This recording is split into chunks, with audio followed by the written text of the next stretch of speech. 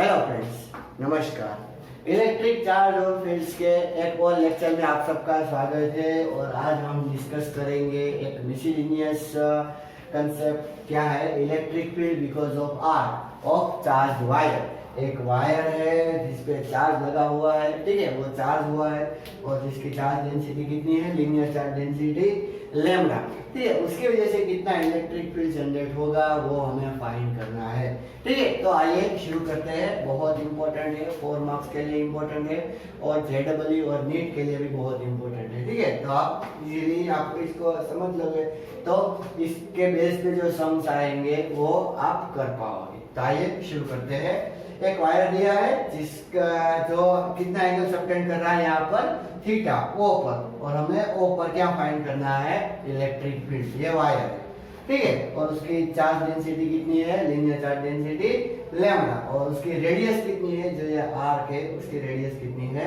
Are, ठीक है। तो आइए फाइंड करना शुरू करते हैं। कैसे करेंगे?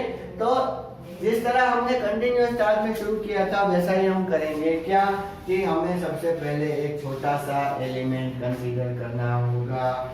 तो कि देखो ये याद रखना, ठीक है ना, आर और ये लैम्डा और ये पूरा एंगल कितना था? थीटा। ये सब आप याद रखना, क्योंकि यहाँ पर मैं 2 और एंगल बनाने जा रहा हूँ तो वो आपको अच्छी तरीके से मालूम होने चाहिए। ये लैम्डा है, मतलब ये पॉजिटिव है। अगर माइनस लैम्डा होता तो नेगेटिव। हम पहले छोटा सा एक चार्ज कंसीडर करेंगे। ओके, जो चार्ज कितना होगा? dq, ठीक है। और जो यहां पर ये छोटा सा एंगल कितना आएगा? d5 जितना एंगल सबटेंड करेगा। देखो ये चार्ज कितना एंगल सबटेंड कर रहा है? d5, ये याद रखना अच्छी तरीके से। और x एक्सिस के साथ कितना एंगल? 5। 3 एंगल है, 3। सबसे पहला एंगल ये जो r के जो बड़ा वाला एंगल सबटेंड कर रही है वो था थीटा। क्या था? थीटा। समझा गया? फिर ये जो हमने कंसीडर किया, ये यहाँ सेंटर पर कितना एंगल सबटेंड छोटा सा कर रहा है? d5, ठीक है। इसको मैं अच्छी तरीके से लिख देता हूँ, d5। और ये जो है मैंने कंसीडर किया वो x एक्सिस के साथ कितना एंगल सबटेंड करेगा? तो वो है 5, ठीक है। अभी ये जो छोटा सा चार्ज है वो यहाँ पर इलेक्ट्रिक फील्ड जनरेट करेगा तो वो कितना होगा? dE होगा। कितना होगा? dE, ठीक है। अब इस dE के 2 कंपोनेंट हम बोल सकते हैं। ये कितना है? 5। यहाँ पर मैं O रब कर देता हूँ। ये कितना है? 5। तो ये कितना होगा? dE cos 5। और ये कितना होगा? dE sin 5. This will be dE cos 5 because this is a 5. Okay, vertically opposite diagonal. That's why this will be dE cos 5 and this will be dE sin 5. So what we can write? dE bar is equals to dE cos 5 minus I cap। या तो यहाँ पर देखो मैं minus आई cap, क्यों? क्योंकि वो direction में है ना, इसलिए मैं यहाँ पर डायरेक्ट लिख दे रहा हूँ, माइनस डी कोस 5 आई कैप। और ये भी नेगेटिव वाई डायरेक्शन में है तो माइनस डी साइन 5 जे। समझ में आया? ये जो इलेक्ट्रिक फील्ड जनरेट करेगा उसके 2 कंपोनेंट, डी कोस 5 और डी साइन 5, ठीक है। इतना समझ में आ गया? अच्छा, अभी डी कितना होगा? तो d is equal to here, ये डी बात कर रहा हूँ, ये नेट डी, ठीक है ना। आप बोलोगे सर इधर भी डी इधर भी डी, थोड़ा कंफ्यूजन हो रहा है। तो ऐसा नहीं है, डी बार नेट ऐसा लिख देते हैं, ठीक है। तो ये डी कितना होगा? तो हमें पता है इलेक्ट्रिक फील्ड का के क्यू अपॉन आर स्क्वायर। तो k into d q upon r square. ये रेडियस कितनी थी? आर थी। अच्छा, k d q upon r square. अभी ये डी क्यू है, ये एंगल कितना है? 5। मैं यहाँ पर थोड़ा 5 नहीं, सॉरी d5। और ये कितना चार्ज है? dq, ठीक है। तो आपको क्या पता है? इसकी लेंथ अगर सोचो कि dl है, कितनी लेंथ है? dl। तो lambda is equal to dq upon dl। हमने चार्ज डेंसिटी अच्छी तरीके से पढ़ ली है। तो dq is equal to lambda d l. देखो सारे कंसेप्ट अच्छी तरीके से समझने के लिए आपको सारे जो लेक्चर्स आ रहे हैं वो लाइन बाय लाइन देखने पड़ेंगे। क्या क्यों? क्योंकि इसके पीछे मतलब ये जो मैं लिखी है लेमडा और वो सब अभी मैंने लिखा वो पिछले लेक्चर्स में ऑलरेडी डिस्कस कर लिया है, तो वो अगर लेक्चर आपने देखे होंगे तो ये अच्छी तरीके से आप समझ पाओगे। तो लेमडा डीएल हो गया। अभी यहाँ पर मैं पैरेलल्स लगाऊंगा तो dl इज इक्वल टू क्या होगा? ये तो r है, तो dl is equal to r into d phi होगा। क्या होगा? r d phi. अच्छी तरीके से देखो, radius time this dl is equal to r d phi, ऐसा होगा। तो यहाँ पर क्या है देखिए, k d q cos phi में लिख देता हूँ, cos phi i cap minus k dq upon r square sin phi j cap. अभी आगे इसको देखें तो देखिए ये माइनस रह गया, यहाँ माइनस लिख देता हूँ, minus k upon r square. इसमें भी minus k upon r square है, इसमें भी minus k upon r square है, और dq इज इक्वल टू क्या है? Lambda r d phi. तो lambda r d phi into cos phi i। अच्छी तरीके से देखिए, dq की value lambda r d phi इधर रखी, dl किस तरह आया, ठीक है। फिर minus k dq upon r square, dq नहीं सॉरी, क्या आएगा? लेमडा r d फाई और sin फाई j, ठीक है। अभी इसमें से कॉमन क्या निकल रहा है वो देखिए,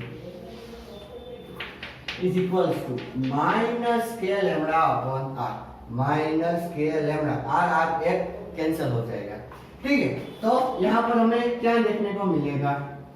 माइनस कॉमन निकल लिया तो यहाँ पर आएगा cos phi D phi I K, cos phi D phi I K plus sin phi D phi J K, ठीक है। समझ आ गया?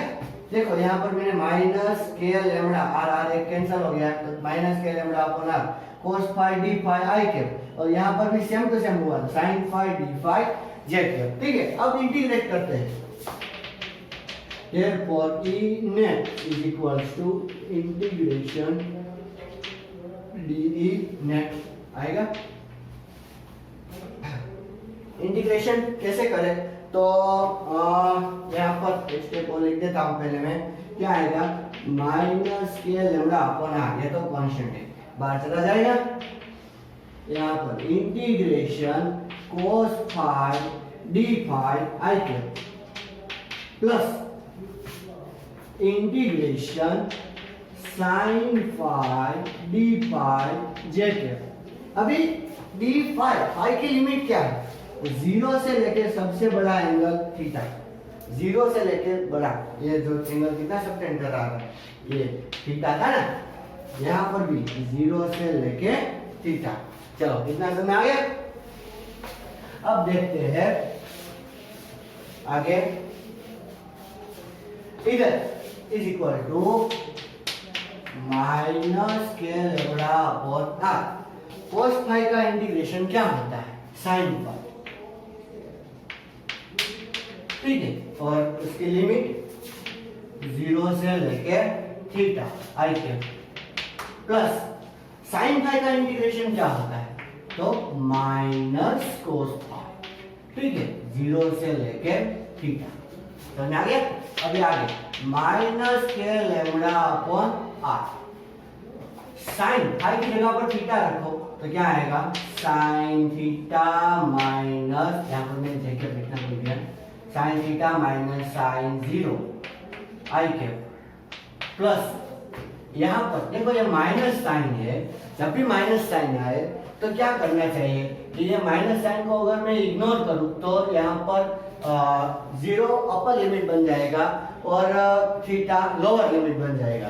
तो यहाँ पर cos zero minus cos theta into J ऐसा रहेगा, ठीक है। अभी इसको सॉल्व करें तो क्या आएगा? देखिए, now we are going to get the final answer, so get ready for that.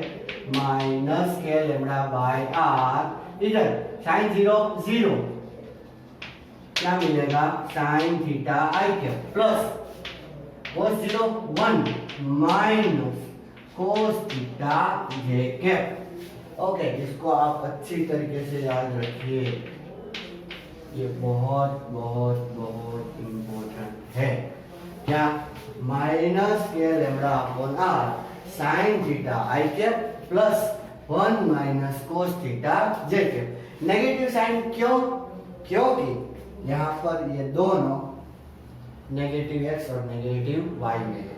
हमने क्या किया, पहले से बोल दूं मैं, एक आर्क दी थी, हमने स्मॉल चार्ज कंसीडर किया, उसकी वजह से हमने इलेक्ट्रिक फील्ड डी निकाला, उसके दो कंपोनेंट, ठीक है, d cos phi plus d sin phi, और वो जो नेगेटिव में है इसलिए माइनस, ठीक है, फिर डी इज इक्वल टू तो k d q upon r square, ठीक है, और फिर cos फाई तो उसका तो इंटीग्रेशन करना होगा के डी क्यू, फिर डी क्यू क्या है तो lambda is equal to d q upon d l, तो d q is equal to lambda d l, और डी एल क्या है तो ये d l is equal to r d phi, तो lambda into r d phi कर दिया, are d phi इधर हमने मल्टीप्लाई कर दिया, इनको इन सबको कॉमन सिंपलीफाई करके cos फाई और sin फाई का इंटीग्रेशन कर दिया, और cos फाई और sin फाई का इंटीग्रेशन करके बाद में थीटा की फाई की मिनिमम और मैक्सिमम वैल्यू कितनी होती है वो हमने इधर प्लेस कर दिया। तो आंसर क्या आया हमारा माइनस के lambda upon r sine theta आई cap plus 1 minus cos theta जे कैप। ये रिलेशन बहुत बहुत बहुत इंपॉर्टेंट है। ये अगर आपको डेरिवेशन ना याद हो लेकिन ये रिलेशन याद हो तो भी आप इजीली बहुत सारे इसके वेरिएशन वाले सम्स सॉल्व कर सकते हो। कैसे? देखो ये थीटा है ना, तो यहाँ पर मैं ऐसा एक एग्जांपल आपको पूछता हूँ कि ये x एक्सिस, ये y एक्सिस, ऐसी आर्क दी है, ओके, और हमें फाइंड क्या करना है इलेक्ट्रिक फील्ड H को। तो ये आर्क दी है तो इसका एंडिंग पॉइंट इसके साथ कितना एंगल सबटेंड कर रहा है 90 डिग्री कर रहा है, तो 90 डिग्री कर रहा है तो मतलब इसका मतलब क्या है कि थीटा इज इक्वल टू आपको क्या रखना है 90 डिग्री। यहाँ पर 90 डिग्री रखो, क्या आएगा देखो ये आर्क फर्स्ट क्वाड्रेंट में है इसीलिए तो 90 डिग्री आएगा, तो माइनस के lambda upon r sine 90 1 i cap plus cos 90 0, तो 1 माइनस 0 1, तो j cap. We got the answer. अगर मैग्नीट्यूड चाहिए कितना मैग्नीट्यूड आएगा तो k lambda upon r under root of 1 square plus 1 square, तो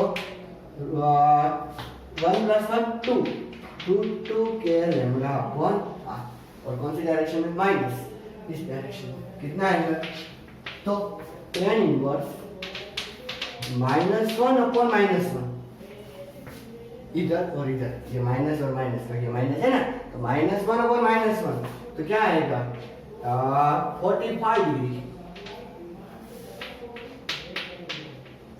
किस एक्सिस के साथ नेगेटिव एक्स एक्सिस के साथ, okay, with respect to negative x axis, ठीक है।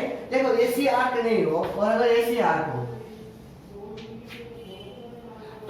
तो ये इधर और ये इधर कितना एंगल सबटेंड किया 180, ठीक है, इक्वल टू 180 इसमें रखो, sin 180 होता है 0। देखो मैं इसे करता हूं,